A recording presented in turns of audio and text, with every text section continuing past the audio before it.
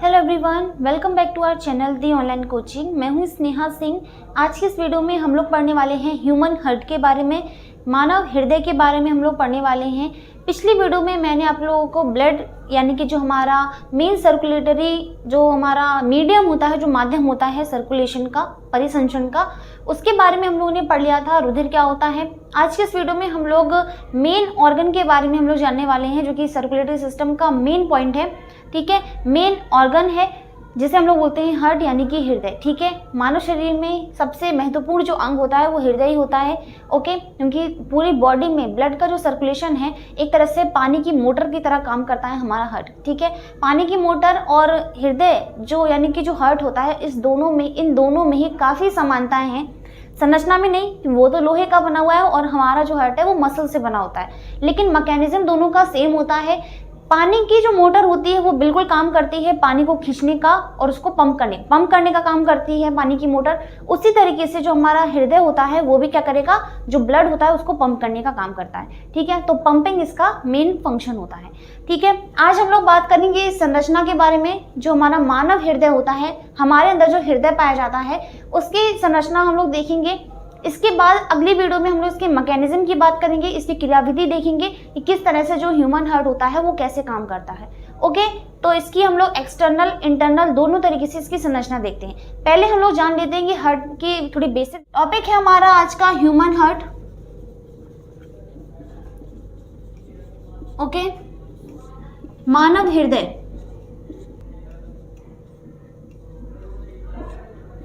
मानव हृदय, सबसे पहली चीज तो जो मानव हृदय होता है ये हमारी हृदय पेशियों यानी कि कार्डियक मसल्स से बना होता है। 9th क्लास में आपने पढ़ा होगा, ठीक है, मसल्स के बारे में, जिसमें हृदय पेशियां एक स्पेशली मसल्स होते हैं जो कि सिर्फ और सिर्फ हृदय में पाई जाती हैं, तो जिसे हम लोग हृदय पेशियां बोलते हैं। ओके, तो निर्माण की अगर हम बात करें तो निर्माण जो है इसका किससे होता है, हृदय पेशियों से होता है। हृदय पेशियों से, जिसे हम लोग कार्डियक मसल बोलते हैं, कार्डियक मसल्स। ओके, दूसरी चीज, रंग इसका गुलाबी होता है। ठीक है, डार्क पिंक कलर होता है इसका, थोड़ा थोड़ा रेड भी होता है। ठीक है, ऐसा इसका पिंक कलर होता है। वैसे नॉर्मली होता कैसा है, गुलाबी होता है। ठीक है, गुलाबी यानी पिंक कलर का होता है।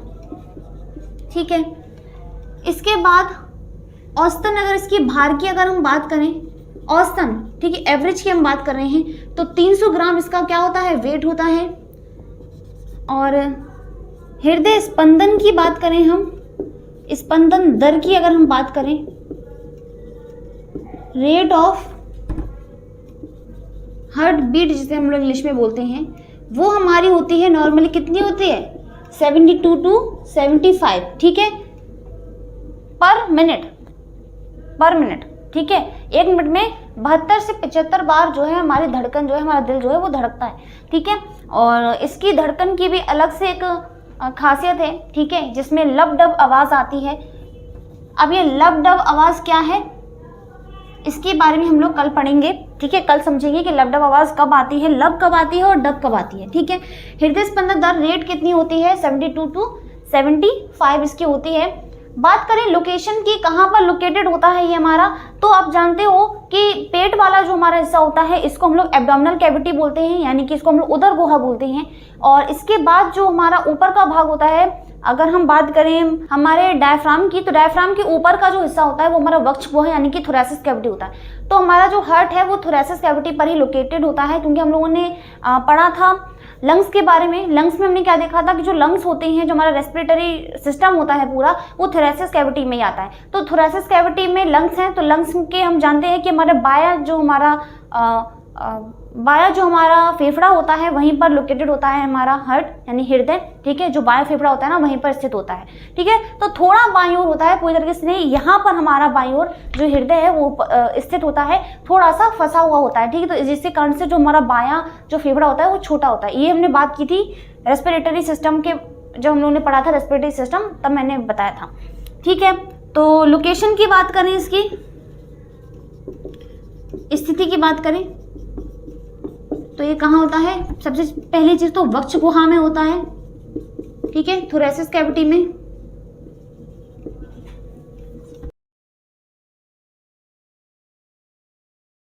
कहाँ पर होता है? बाईं ओर होता है, थोड़ा सा बाईं ओर होता है, लेकिन हिलाएगा तो वो बाईं ओर ही है ना। लेफ्ट साइड होता है, ये लेफ्ट साइड होता है, लेफ्ट साइड होता है, थोड़ा सा जो बायां फेफड़ा है वहां पर फंसा हुआ होता है, ठीक है। तो ये कुछ पॉइंट्स हैं, ओके, इसे नोट डाउन कीजिए। चलते हम लोग स्ट्रक्चर देखते हैं ह्यूमन हार्ट की।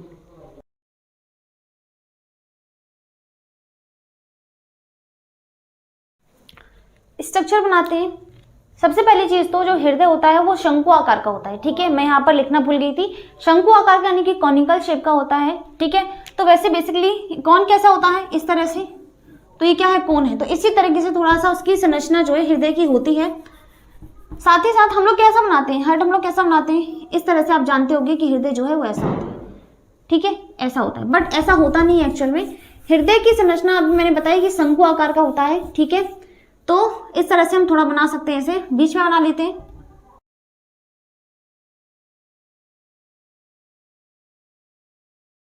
स्ट्रक्चर में यहाँ पर सारी चीजें आपको बताऊंगी, ठीक है। हम लोग थोड़ा सा जो वैसा थोड़ा अच्छा डायग्राम होता है ना, फंक्शन की हम जब बात करेंगे वहां पर हम लोग बात करेंगे फंक्शन की।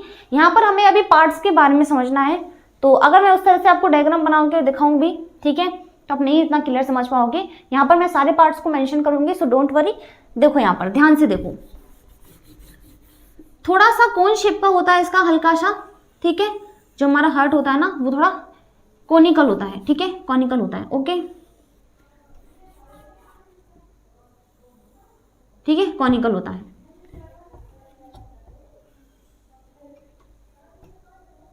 कॉनिकल होता है, ओके। अब देखो जो हृदय होता है, जैसे हम लोगों ने लंग्स में पढ़ा था, लंग्स में मैंने क्या बताया था कि वहां पर एक फुफ्फुस आवरण होता है। फुफ्फुस आवरण यानी कि वहां पर जो फुफ्फुस यानी कि जो हमारे लंग्स होते हैं उन्हें प्रोटेक्ट के लिए, उनके प्रोटेक्शन के लिए एक कवच होता है, एक कवरिंग होती है, जैसे हम लोग फुफ्फुस आवरण बोलते थे। वही तरीके से, उसी तरीके से सेम चीज यहाँ पर भी क्या होता है, एक हृदय आवरण होता है, जो कि बाहरी आघातों से, चोट वगैरह से हृदय क्या करता है, सुरक्षा करता है। हमारा जो हृदय है वो मसल से बना होता है। इसी तरीके से आप देख सकते हो कि जो हमारे इंटरनल ऑर्गन्स होते हैं ना, वो सभी क्या हैं, हमारे मसल से ही बने होते हैं, है ना, मसल से ही बने होते हैं। तो इनकी सुरक्षा के लिए क्या होता है, इनकी कवरिंग होती है। हड्डियों की बात अलग है, जैसे कि इसके बाद की अगर हम बात करें तो वो हड्डी का जो कवच होता है, जो हमारे जो बोन्स का जो कवच होता है ना, वो तो अलग चीज है। लेकिन हृदय को भी उसके वो बहुत मुलायम अंग है। जैसे फुफ्फुस आवरण की हमने बात की थी, वहां पर भी एक पदार्थ था, जैसे हमने फुफ्फुस आवरणी पदार्थ बोला था, द्रव बोला था, है ना, जो कि उसे क्या करता, आघातों से उसकी सुरक्षा कर रहा था। उसी तरीके से जो हृदय होता है, इसके चारों ओर भी क्या होता है, फ्लूइड होता है, एक कवरिंग होती है, जिसे हम लोग हृदय आवरण बोलते हैं। इसके चारों ओर क्या होगी, कवरिंग होगी, जिसे हम लोग क्या बोलते हैं, हृदय आवरण बोलते हैं। इसे हम बोलते हैं हृदय आवरण, और इंग्लिश में इसे बोलते हैं पेरिकार्डियम, ठीक है। इसके अंदर एक फ्लूइड भरा होता है, ठीक है, इसके अंदर एक फ्लूइड भरा होता है, जिसे हम लोग क्या बोलते हैं, जिसे हम लोग हृदय आवरणी पदार्थ बोलते हैं या फिर द्रव बोलते हैं, ओके। इसके अंदर का जो पदार्थ होता है उसे हम लोग क्या बोलते हैं, हृदय आवरणी द्रव। अंदर किसके पदार्थ को हम बोलते हैं, हृदय आवरण द्रव या फिर pericardial fluid, okay, pericardial fluid, okay. तो ये दो चीजें अभी मैंने आपको बताई। इसके बाद सबसे इंपॉर्टेंट जो चीज है वो ये है कि हृदय में 4 वेश्म होते हैं। 4 वेश्म का मतलब ये है, समझ लो 4 कमरे होते हैं, ठीक है।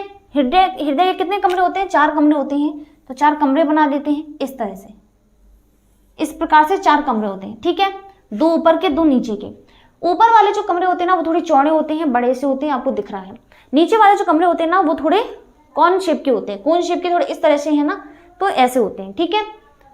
ऊपर के जो 2 कमरे होते हैं ना, इन्हें हम लोग अलिंद बोलते हैं, यानी कि ऑरिकल बोलते हैं इंग्लिश में। और नीचे के जो कमरे होते हैं इन्हें हम लोग निलय या फिर वेंट्रिकल बोलते हैं, ठीक है। ऊपर के जो कमरे होते हैं इन्हें हम लोग अलिंद और नीचे वालों को निलय बोलते हैं। अब अलिंद और निलय दोनों ही दाएं बाएं भी होगा, ठीक है। इसका भी ये दाएं साइड है तो इसे हम दायां अलिंद बोलेंगे, ये बाएं साइड है तो इसे हम बायां अलिंद बोलेंगे। ये दायां है तो इसे दायां निलय, ये बायां है तो इसे बायां निलय, ठीक है। तो ये नामकरण कर देते हैं। जैसे मैं इस तरह से खड़ी हूं तो ये मेरा दायां है, ये मेरा बायां है। हृदय का जो दायां है वो दायां अलिंद और दायां निलय हो जाएगा, और इस हृदय का जो बायां है वो बायां अलिंद और बायां निलय हो जाएगा। ठीक है, तो ये हमारा हो गया दायां अलिंद,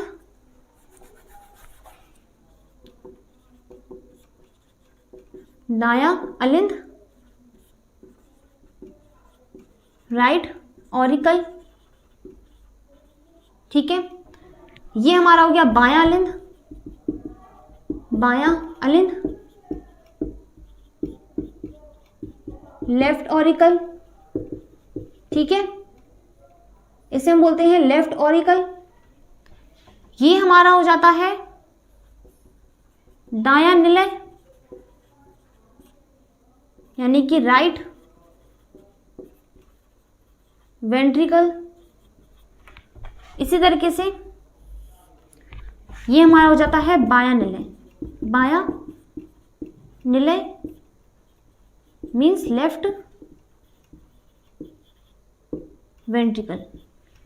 ठीक है, तो ये क्या है, इसके चैम्बर्स हो गए। 4 विष्म होते हैं। ठीक है, 4 चैम्बर्ड होता है ये हमारा जो हृदय है, जो हार्ट है, 4 विष्म होते हैं इसके। दायां अलिंद, बायां अलिंद, दायां निलय, बायां निलय, 1 2 3 4। ठीक है, इतना समझ में आया।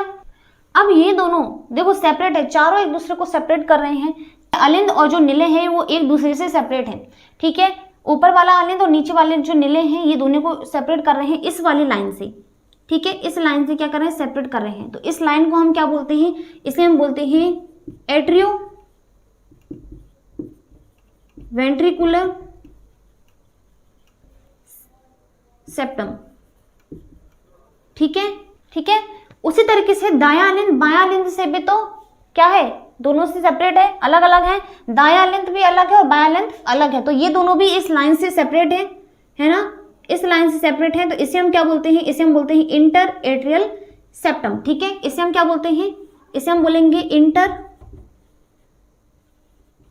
Atrial septum.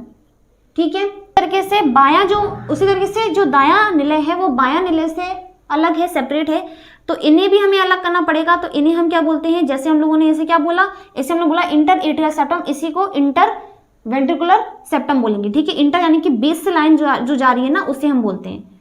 ओके,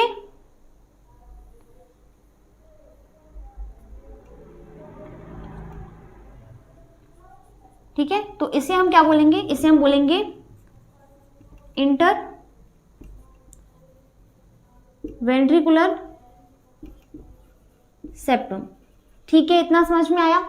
अब यहां पर क्या होते हैं, छिद्र होते हैं। अलिंद से निलय की ओर जो ब्लड का फ्लो होता है, देखो ब्लड का जो फ्लो होता है ना, वो कहां से कहां होगा, अलिंद से निलय की ओर होगा। हमने क्या देखा था, हम लोगों ने डाइजेशन में देखा था कि अमाशय से अगर एक बार भोजन गृहिणी में चला जाता है तो गृहिणी से वापस अमाशय में नहीं आ सकता। वॉमिटिंग जो उल्टी होती है वो तब तक हो सकती है जब तक भोजन हमारे कहाँ पर है, पेट में है।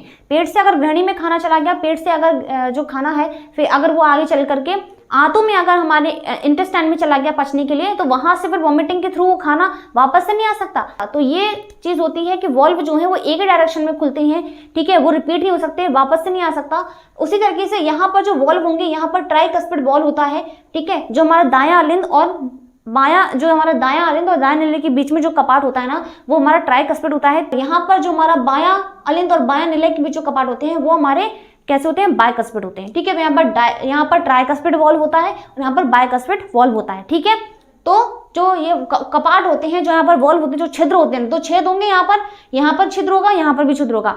जो ब्लड होता है, थोड़ा सा समझ लो, ब्लड जो है वो हमारे अलिंद से निलय की ओर आएगा। ठीक है, निलय से वापस अलिंद में नहीं जाएगा। ओके, तो यहाँ पर जो ब्लड है ना, उसका जो फ्लो है वो कहाँ से होगा, अलिंद से निलय की ओर होगा। ठीक है, फंक्शन हम लोग जब पढ़ेंगे तब थोड़ा समझ में आएगा आपको और अच्छे तरीके से। तो यहाँ पर इन्हें हम बोलते हैं ट्राइकस्पिड वॉल्व और इन्हें हम बोलते हैं बायकस्पिड वॉल्व। ठीक है, दाएं अलिंद और दाएं निलय के बीच का जो कपाट होता है, जो वॉल्व होता है, जो छिद्र होता है, उसे हम लोग क्या बोलते हैं, ट्राइकस्पिड वॉल्व बोलते हैं। और बाएं अलिंद और बाएं निलय के बीच जो कपाट होता है उसे हम लोग बायकस्पिड वॉल्व बोलते हैं। तो यहाँ पर त्रिवलीय कपाट होते हैं और यहाँ पर द्विवलीय कपाट होते हैं। ठीक है, तो इन्हें हम बोलते हैं ट्राइकस्पिड वॉल्व, इसे हम बोलते हैं ट्राइकस्पिड वॉल्व, यानी कि त्रिवलय कपाट, ठीक है। और इस साइड वाले के हम लोग बोलते हैं डाई या फिर बाई कस्पिड वॉल्व, ठीक है। इसे हम बोलते हैं बाई कस्पिड वाल्व, ओके, यानी कि द्विवलय कपाट। डन, ठीक है, समझ में आई बात। तो दो कपाट होते हैं, यहाँ पर त्रिवलय कपाट होता है, ट्राइकस्पिड होता है, और यहाँ पर बाइकस्पिड वॉल्व होता है, ओके। अब इसके बाद चलते हैं, यहाँ पर नोड्स होते हैं, एक यहाँ पर नोड लगा होता है, एक यहाँ पर नोड लगा होता है, ठीक है। ये क्या होते हैं? नोड होते हैं। ये दोनों ही क्या है? नोड है। यहाँ पर लिख दूं मैं, ये है, ठीक है, नोड है। ये नोड का काम क्या है? धड़कन यानी कि जो हृदय स्पंदन होता है ना, उसको रेगुलेट करती है ये, ठीक है। देखो ये हृदय आवरण है ना, ये देखो ये हमारी आउटर है और ये हमारी इनर है, ठीक है। आउटर इनर है, ये दोनों के नाम लिख दूं मैं यहाँ पर, दोनों के नाम लिख दूं यहाँ पर, ठीक है। ये हमारे आउटर, यहाँ पर ऐसे करके एरो लिख देना, आउटर एंड इनर पेरिकार्डियम है ये, ठीक है। बाह्य और अंता, बाहर वाला है, ये बाहर वाला है और ये अंदर वाला है, और इन दोनों के बीच में फ्लूइड भरा है, जैसे हम लोग हृदय आवरण द्रव बोलते हैं। अब यहाँ पर क्या होते हैं? टेंडन्स होते हैं ऐसे, ठीक है, जैसे हम लोग कॉर्डी टेंडन्स बोलते हैं। यहाँ पर क्या होती है? एक संरचना होती है, जैसे हम लोग कॉर्डी टेंडन्स बोलते हैं, ठीक है। दोनों साइड होते हैं कॉर्डी टेंडन्स, जो कि पेपिलरी मसल से, यहाँ पर पेपिलरी मसल्स होती हैं, उनसे कनेक्टेड होता है ये, ठीक है। इस तरह से उनसे कनेक्टेड होते हैं, ठीक है। तो ये क्या करते हैं? रेगुलेट करते हैं किस चीज को? ब्लड जो है उसको फ्लो बनाने के लिए, कि वो अलिंद से निलय की ओर आए, ठीक है। तो यहाँ पर ये क्या होते हैं? इन्हें हम बोलते हैं कॉर्डी टेंडन्स, ठीक है, जो कि पेपिलरी मसल से, यहाँ पर क्या है? ये पेपिलरी मसल से, पेपिलरी मसल से ये, ओके, इनसे कनेक्टेड होता है। ये संरचना होती है हृदय की, ठीक है। जब हम इसके फंक्शन की बात करेंगे तो फंक्शन में मैं थोड़ा सिस्टमेटिक फॉर्म में मैं आपको बताऊंगी हृदय, ठीक है, बना करके हृदय उसकी संरचना में बताऊंगी आप लोगों को, ठीक है, क्लियरली। तो ये चीज़ें, ये पार्ट्स होते हैं हृदय के, ठीक है। आप देख लीजिए, हम लोग इसको नोट कर लीजिए आप लोग।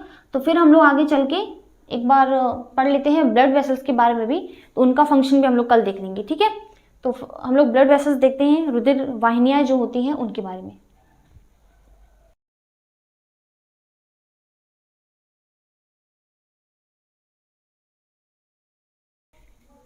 रफ कर देते हैं हम लोग, ठीक है।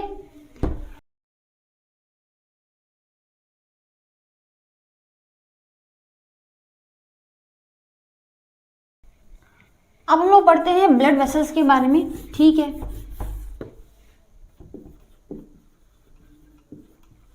ब्लड वेसल्स रुधिर वाहिनियां, ठीक है। ब्लड वेसल या फिर रुधिर वाहिनियां क्या होती हैं? यहाँ पर तीन तरह की होती हैं, धमनी, सिरा और केशिका। केशिकाओं के ही मिलने से क्या बनती है? वेन यानी कि सिराएं बनती हैं, ठीक है। धमनी क्या होती है? धमनियों की बात कर लेते हैं। धमनियां जिन्हें हम लोग क्या बोलते हैं? आर्टरीज बोलते हैं, ठीक है। ये कैसी होती हैं? मोटी होती हैं और लचीली होती हैं, ठीक है। और सिकुड़ती बिल्कुल नहीं है, बिल्कुल भी सिकुड़ती नहीं है कि ये इनका काम क्या है? शुद्ध रुधिर इनमें प्रवाहित होता है, ठीक है। ये क्या है? इनका काम होता है शुद्ध रुधिर जो है ना, उसको सारी टिश्यूज तक पहुंचाना, ओके। तो ये क्या करती हैं? हार्ट से, यानी जो हृदय होता है, हृदय से ऊतकों, कोशिकाओं, ठीक है, कोशिकाओं, ऊतकों और अंगों तक क्या है? शुद्ध रुधिर पहुंचाती है, ऊतक, ठीक है। ऊतक यानी कि टिश्यूज तक, ठीक है। ब्लड ऑक्सीकृत रुधिर को भेजती हैं, ठीक है, हृदय से कहाँ? ऊतक तक। ऑक्सीकृत जो रुधिर होता है ना, ऑक्सीडेटेड ब्लड रुधिर, इसको ये पहुंचाती है ऊतक, ठीक है। एक्सेप्शन है, एक अपवाद है। अब अपवाद क्या है? अपवाद ये है कि इसमें जो पल्मोनरी जो धमनी होती है, इसमें जो पल्मोनरी धमनी होती है उसको छोड़ करके बाकी सब शुद्ध रुधिर प्रवाहित कर रही है, लेकिन जो हमारी पल्मोनरी धमनी होती है उसमें अशुद्ध रुधिर होता है। पल्मोनरी आर्टरी, पल्मोनरी आर्टरी यानी कि जो हमारे फुफ्फुस धमनी होती है ना, इसमें क्या होता है? इसमें अशुद्ध रुधिर होता है, अशुद्ध रुधिर होता है, ठीक है। ये अशुद्ध रुधिर को प्रवाहित करती है, कहाँ से कहाँ, हृदय से, हार्ट से कहाँ, लंग्स में, लंग्स में, ठीक है, कहाँ, प्योर करने के लिए उसे। लेकिन यहाँ पर हृदय से टिश्यू की ओर क्या होता है, शुद्ध रुधिर होता है, ठीक है। यहाँ पर कैसा होता है, शुद्ध रुधिर होता है, शुद्ध रुधिर होता है, ओके। लेकिन यहाँ पर अशुद्ध रुधिर होता है, ठीक है। तो एक अपवाद है, एक्सेप्शन है कि पल्मोनरी आर्टरी को छोड़ करके बाकी सारी जो धमनियां होती है ना, वो उसमें सभी में क्या होगा, शुद्ध रुधिर प्रवाहित होगा, प्योर ब्लड होगा। लेकिन जो हमारी पल्मोनरी आर्टरी यानी फुफ्फुस धमनी होती है ना, इसमें क्या होता है, अशुद्ध रुधिर होता है, जो कि हृदय से कहाँ जाता है, साफ होने के लिए लंग्स में जाएगा, ठीक है, लंग्स यानी कि फेफड़ों में जाएगा। तो ये तो धमनी हो गई। दूसरी बात, केशिकाएं क्या होती है, केशिकाओं की बात कर लें अगर, केशिकाएं जैसे हम लोग बोलते हैं कैपिलरी, कैपिलरीज।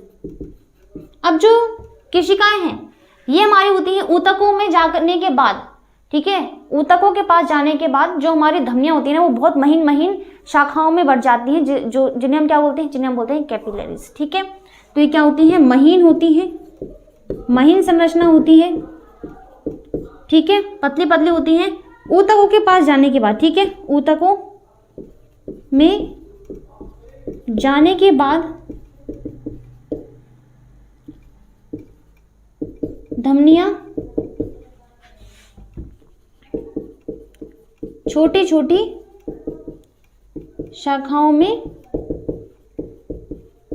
बट जाती हैं, ठीक है, बट जाती हैं, और इसी को हम क्या बोलते हैं, इसी को हम कैपिलरीज बोलते हैं, ठीक है। तो केशिकाएं ये होती हैं। देखो वेन्स के बारे में और समझ लो, वेन्स कहाँ पे समझे, यहाँ समझ लेते हैं वेन्स, ठीक है। यहाँ मैं बताती हूँ वेन्स के बारे में, ये दूसरा हो गया, तीसरा यहाँ पर देख लेते हैं, ठीक है। तीसरा है हमारे वेन्स, वेन्स यानी कि सिराएं। अब सिराएं क्या है, सिराएं होती हैं जो हमारी धमनियां अलग अलग छोटी छोटी शाखाओं में बढ़ रही थी ना, जिन्हें हम लोग कैपिलरीज केशिकाएं बोलते हैं, वो केशिकाएं मिलकर के क्या बनाती है, वेन्यूल्स बनाती है, और वेन्यूल्स से क्या बनता है, वेन्स बनती है, ठीक है। केशिकाएं जो हैं, जो केशिकाएं हैं, केशिकाएं हैं ये मिलकर के क्या बनाती है, वेन्यूल्स बनाती हैं, ठीक है, वेन्यूल्स बनाती हैं, जिन्हें हम लोग क्या बोलते हैं, जिन्हें हम लोग क्या बोलते हैं, सिरकाएं बोलते हैं। और ये सिरकाएं मिलकर के क्या बनाती है, वेन्स बनाती है, ठीक है, यानी कि सिराएं बनाती हैं, ओके, सिराएं बनाती हैं। इसकी खासियत ये है कि ये क्या करता है, इस पूरे में डीऑक्सीजनेटेड ब्लड होता है, यानी कि अशुद्ध रुधिर जो है इनमें प्रभावित होता है, ओके। तो इनमें कौन सा ब्लड फ्लो होगा, अशुद्ध यानी कि इम्प्योर, ठीक है, इम्प्योर ब्लड को ये फ्लो करवाएंगी, ठीक है। तो ये ऑर्गन से, टिश्यू से, ठीक है, सेल से, कुछ भी बोल दो, सेल, ऑर्गन, टिश्यू, क्योंकि सेल से ही फिर टिश्यू बना है, टिश्यू से ही ऑर्गन बने। तो इनसे यह क्या करता है, इम्प्योर ब्लड, जो इम्प्योर ब्लड होता है, इम्प्योर ब्लड इसको फ्लो करवाता है कहाँ, हार्ट में, ठीक है, हार्ट तक लेकर आता है, हृदय तक लेकर आता है, ठीक है। इसका भी क्या है, एक एक्सेप्शन है, ठीक है। यहाँ पर एक बाउंड्री बना दो, हमें पता चल रहा है कि ये धमनी है, ठीक है। यहाँ से फिर सिराओं की बात मैंने की है, ठीक है, ये हमारे केशिकाएं हैं, तो ये अलग है, ठीक है। तो वेन्स में क्या है, केशिकाएं वेन्यूल्स बनाती है, वेन्यूल्स से फिर क्या बनती है, वेन्स बनती है, ठीक है। इसका काम क्या है, ये हमारे ऑर्गन, टिश्यू से, अंगों से क्या ले जाएगा, अशुद्ध रुधिर को ले जाएगा, CO2 जिसमें मिला होगा। देखो ऑक्सीजनेटेड ब्लड का मतलब है O2 मिला है जिसमें, साफ है, जो प्योर है, और डीऑक्सीजनेटेड का मतलब क्या है, जो कि इम्प्योर है, CO2 मिली है जिसमें। तो CO2 मिली है, ठीक है, ये इसको प्योर करने के लिए ये इसको हार्ट में लेकर आता है पहली बात, तो फिर हार्ट से ये लंग्स में लेकर जाएगा, वो बात अलग है। तो इसके बाद इसका भी क्या है, अपवाद है। अपवाद क्या है, यहाँ पर भी फुफ्फुस सिरा होती है, फुफ्फुस सिराएं होती है, फुफ्फुस सिरा, ठीक है। पल्मोनरी क्या होती है, वेन होती है, पल्मोनरी वेन, जिसमें क्या होता है, शुद्ध रुधिर होता है, क्या होता है, शुद्ध रुधिर प्रवाहित होता है, शुद्ध रुधिर। जैसे यहाँ पर अपवाद क्या था, अपवाद क्या था कि अशुद्ध रुधिर जो है पल्मोनरी आर्टरी को छोड़ करके बाकी सब में शुद्ध रुधिर होता है, लेकिन पल्मोनरी आर्टरी यानी कि फुफ्फुस धमनी जो होती है उसमें अशुद्ध रुधिर होता है। उसी तरीके से इस पूरे में पूरी जो वेन्स होती हैं, पूरी जो सिराएं होती हैं, उन सभी में क्या होगा, अशुद्ध रुधिर होगा। लेकिन यहाँ पर अपवाद क्या है कि फुफ्फुस सिरा जो है उसमें सिर्फ शुद्ध रुधिर जो है वो प्रवाहित होगा, ठीक है। यहाँ पर हम देख सकते हैं जो वेन्स होती है ना, जो हमारी नसें जैसी होती हैं, उनमें आपको वॉल्व दिखेंगे, वॉल्व यानी कि कपाट दिखते हैं, ठीक है। जगह जगह पर थोड़ी थोड़ी दूरी पर कपाट होंगे, तो कपाट इनमें होते हैं, ठीक है, कपाट होते हैं इसमें, ठीक है, जो वॉल्व होते हैं ना, वॉल्व पाए जाते हैं। लेकिन धमनियों में अगर देखें ना तो नो कपाट, नो वॉल्व, ठीक है, जो कपाट है ना वो नहीं पाए जाते हैं, ये भी एक इनमें अंतर है। ठीक है, तो हम लोगों ने क्या देख ली, हम लोगों ने वेन्स भी देख ली, सॉरी हम लोगों ने ब्लड वेसल्स भी देख ली। ये टॉपिक क्या था हमारा, ब्लड वेसल्स था। ओके, तो ये था हार्ट स्ट्रक्चर के बारे में, साथ ही साथ हम लोगों ने ब्लड वेसल्स की स्ट्रक्चर भी देखी, ब्लड वेसल्स के काम भी हमने देखे। अब हम, ठीक है, काम भी हमने देखे, हृदय की संरचना हमने देख ली। अब फंक्शन बचा है, अब क्रियाविधि बची है, जो भी मैकेनिज्म है हृदय का, वो हम लोग नेक्स्ट वीडियो में डिस्कस करेंगे। ठीक है, इसके बाद फंक्शन पढ़ने के बाद हम लोग लसिका यानी कि लिम्फ सिस्टम को हम लोग पढ़ेंगे, लसिका तंत्र के बारे में पढ़ेंगे। ठीक है, सर्कुलेशन को हम जल्दी खत्म करेंगे। फिर हम लोग नेक्स्ट टॉपिक जो है प्लांट्स में भी सर्कुलेशन देखना है हम लोग को, उनमें भी ट्रांसपोर्टेशन कैसे होता है जाइलम फ्लोएम के थ्रू, वो भी देखेंगे। ठीक है, उम्मीद है कि आप लोगों को आज का जो लेक्चर है वो समझ में आया होगा, पसंद आया होगा। ठीक है, मिलते हैं अगली वीडियो में अगले टॉपिक के साथ। हृदय का जो फंक्शन है, जो हार्ट फंक्शन है, उसके बारे में समझेंगे, उसके मैकेनिज्म के बारे में समझेंगे। So bye bye, take care and thank you so